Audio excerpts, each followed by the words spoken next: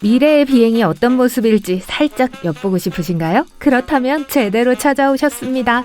이코노미 클래스의 평평한 2층 침대, 수직 비행 차량, AI 기반 기내식 서비스, 안전벨트 매시고 비행을 시작해봅시다. 그런데 우선 크리스탈 캐빈 어워드에 대해 들어보신 적 있나요?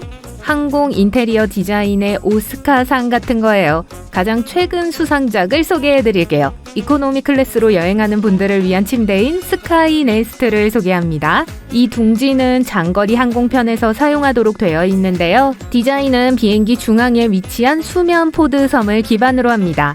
비행 중 진짜 낮잠을 자고 싶다면 4시간 슬롯을 예약할 수 있어요. 가장 좋은 소식은 이 디자인이 내년에 도입될 가능성이 높다는 거예요.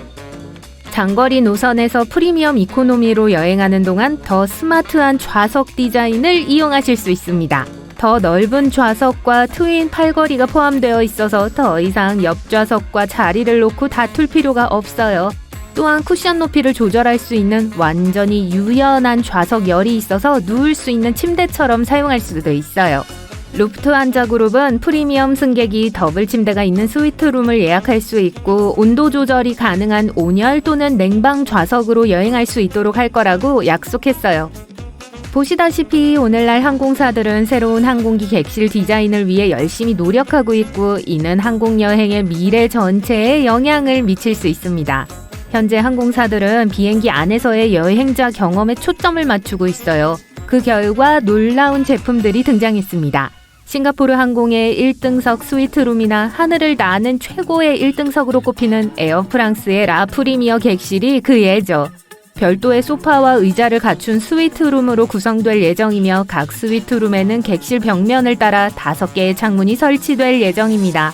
세계에서 가장 긴 1등석 스위트룸이 될 거예요. 에어버스는 특히 창가 좌석을 이용하는 운이 좋은 승객을 위해 더욱 인터랙티브한 비행 경험에 대한 아이디어를 특허로 등록했어요. 특수 시선 추적 장비의 도움으로 항공기는 승객이 보고 있는 중요한 물체를 강조 표시하고 자세한 정보를 창문의 반투명 디스플레이에 표시할 수 있습니다. 또한 블루투스 또는 와이파이로 연결된 기기로 데이터를 전송할 수 있다고 해요. 이렇게 하면 이착륙이 훨씬 더 흥미진진해지고 새로운 국가나 도시에 대한 정보도 얻을 수 있을 거예요. 카타르 항공은 Q 스위트라는 아이디어를 떠올렸습니다. 측면에는 개별 스위트룸이 있고 가운데 부분은 변형할 수 있어요. 파트너와 함께 여행하기 위해 더블 스위트룸을 선택하거나 개인 공간을 확보하거나 벽을 이동해서 회의에 사용할 수 있는 쿼드 스위트룸으로 바꿀 수도 있습니다. 이코노미 클래스에도 몇 가지 개선 사항이 있을 수 있어요. 특히 장거리 비행에서 더 편안함을 느낄 수 있을 거예요. 조디악 시트라는 회사는 지그재그 좌석 구성을 기반으로 특허를 출원했습니다. 이 통로를 보세요. 이 통로에는 세 좌석과 네 좌석이 있는데 각 좌석은 서로 반대 방향을 향하고 있어요. 따라서 일반 좌석보다 어깨 공간이 훨씬 더 넓습니다. 또한 승객의 다리 공간도 넓죠.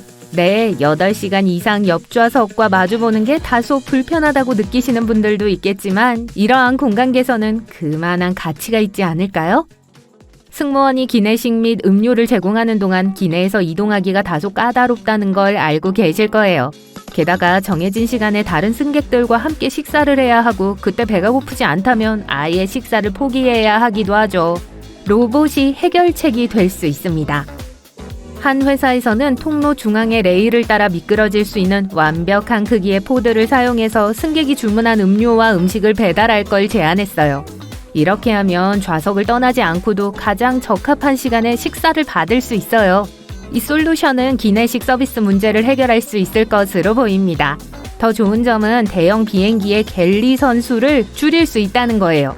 안타깝게도 이 아이디어는 60년 전에 제출된 것으로 아직 구현되지 않았습니다. 그래서 생각만큼 좋은 아이디어가 아닐 수도 있어요. 기내식 서비스와 관련된 또 다른 아이디어는 AI를 활용하는 거예요. 개발자에 따르면 이 기술은 승객이 쟁반에 무엇을 남기는지 기록하고 나중에 이 데이터를 사용해서 다음 항공편에서 다양한 케이터링 계획을 제안할 수 있다고 합니다. 이러한 혁신이 여행을 훨씬 더 편안하게 만들어줄 것처럼 들리지만 정확히 혁명적인 것은 아니에요. 하지만 이 혁신들을 보세요. 수직 이착륙 항공기. 현대 트랜시스의 에어택시 객실 컨셉은 공간을 최적화하고 공용 객실에서 승객의 프라이버시를 우선시합니다. 단거리 비행에 대해 이야기하자면 시티 에어버스 넥스트젠이 있어요. 리프트 앤 크루즈 개념을 기반으로 한 4석의 좌석을 갖춘 완전 전기식 수직 이착륙 차량입니다. 80km 범위 내에서 운항할 수 있고 순항 속도는 시속 119km예요. 또 다른 놀라운 전망은 AI 부조종사 또는 조종사가 탑승하는 여객기입니다. 일부 전문가들은 비행기가 완전 자동화된 방식으로 비행할 수 있다고 주장해요.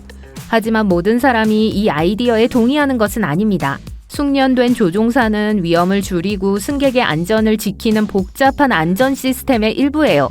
조종사는 항해사이자 기술자이자 엔지니어이자 기상 전문가여야 합니다. 정규 근무일 동안 조종사는 지상 승무원 등 여러 승무원, 객실 크루, 항공교통 관제 및 승객을 처리해야 합니다. 정말 많은 일이죠. 그리고 항공 용어뿐만 아니라 대인관계 수준에서도 잘 소통해야 한다는 사실도 잊지 마세요. 인공지능도 같은 일을 할 수 있을까요? 시간이 지나면 알 수 있겠죠. 하지만 항공여행의 미래에 대한 가장 대담한 아이디어로 돌아가 봅시다.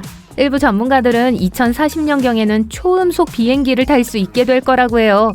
많은 사람들은 초음속 비행기의 시대가 2003년 콩코드 상업용 비행기가 수십 년 동안 수익성이 없어 폐기되면서 끝났다고 생각합니다.